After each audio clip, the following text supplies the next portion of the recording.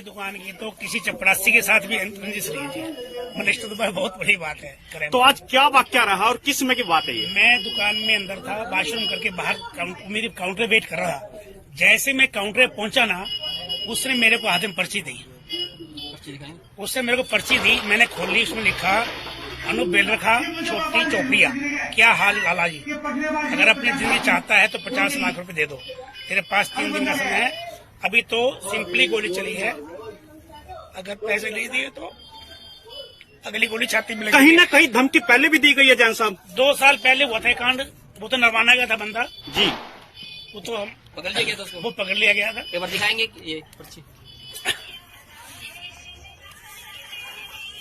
अनूप बेलरखा। जैसे मैंने पर्ची खोली, एकदम मेरी पोती मेरे साथ थी, वो कुदरती पीछे रह गई। मैं काउंटर पे आ गया तो उसने शीशे में गोली मारी।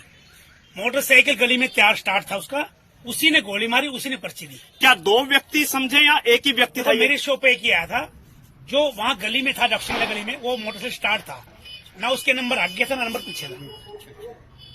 तो एक राउंड फायर किए गए। हाँ, एक राउंड, वो शीशे गोली में लगा हुआ है, दिख रहा है। तो कितने बजे का वाक्य है जैन साहब ये? 12 बजकर कुछ 2-2.5 मिनट।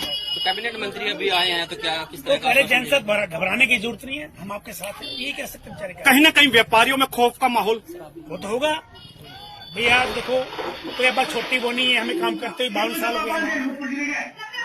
सर क्या कुछ कहेंगे जिस तरह से सरेआम गोली चलाई गई है, तो दुकानदारों में क्या माहौल है, किस तरह का जो ये माहौल? व्यापारी शांति से और सुरक्षा के साथ व्यापार करना चाहता है। हमारी सरकार से मांग है कि व्यापारियों की सुरक्षा, जान माल की सुरक्षा और व्यापार करने के लिए शांति प्रिय माहौल दिया जाए, उसी मांग को लेकर आए हैं। अभी माननीय बेदी जी, जो स्थानीय विधायक भी हैं और कैबिनेट सरकार में मंत्री हैं, जैन साहब को भी आश्वासन देके गए हैं, व्यापारियों को भी आश्वासन देके गए हैं कि इस वाकये का जल्द से जल्द समाधान किया जाएगा और जल्द से जल्द दोषियों को सजा मिले। तो व्यापारी वर्ग में किस तरह की अभी बात चल रही है कि अगर गिरफ्तारी का कोई अल्टीमेटम दिया गया है व्यापारी वर्ग को? व्यापारी अभी कोई अल्टीमेटम देने की स्थिति में नहीं है। व्यापारियों की मीटिंग होगी, यदि कोई कार्रवाई नहीं होगी तो व्यापारी सब कुछ करेंगे, व्यापारी संघर्ष करेंगे। ठीक है। जैन साहब हमारे पूर्व प्रधान रहे हैं व्यापार मंडल के, और आज प्रदेश में इनकी बात है। बहुत बड़े व्यवसायी हैं, नरवाना के लिए प्रतिष्ठित व्यक्ति हैं। शहर की सभी सामाजिक धार्मिक संस्थाओं में इनका योगदान है और हम चाहते हैं कि जैन साहब को सुरक्षा मिले।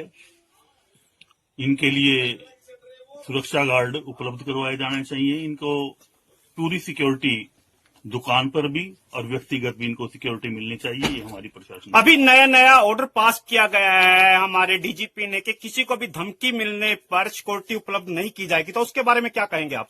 ऐसा मेरे संज्ञान में नहीं है, मुझे जानकारी नहीं है, लेकिन मेरे को जहां तक पता है अभी यहाँ स्थानीय SHO साहब ने जैन साहब को सिक्योरिटी दे दी है। अपोलो चौक सबसे व्यस्त रोड है, नरवाना का रेलवे रोड है, और कहीं न कहीं इस तरह से जैसे गोली चलाई गई है, तो कहीं ये नहीं लगता कि इस समय अपराधियों के हौसले बुलंद है?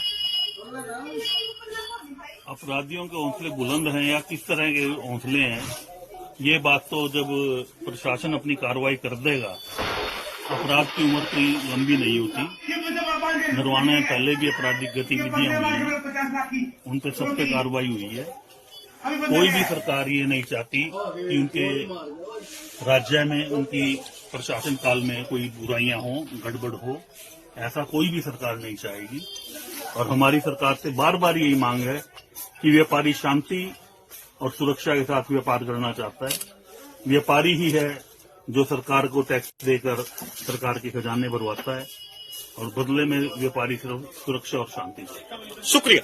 और सरकार हर व्यापारी के साथ, हर कर्मचारी के साथ, हर दुकानदार के साथ, सभी के साथ है और किसी भी असामाजिक तत्व को इलाके में पनपने नहीं देंगे। एक घटना पहले की थी यहाँ पे नरवाने में, आज से 10 महीने पहले, और हरियाणा पुलिस ने उसी टाइम 3 आदमी फट्टड़ किए थे, चौथा तो अपने आप सरेंडर कर गया था।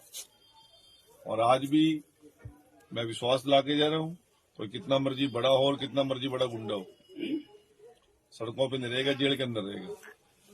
बिल्कुल चिंता करने की जरूरत नहीं। जैन साहब मेरा अपना परिवार का अपना परिवार है, इसी प्रकार यहाँ से मेरे निजी इनसे संबंध है और समाज सेवी भी है, जैन समाज के हमारे प्रधान भी है हर प्रकार से इनकी सुरक्षा भी और इनका मनोबल भी टूटने नहीं। शहर के व्यापारियों को सर सुरक्षा को लेकर क्या आप संदेश देंगे?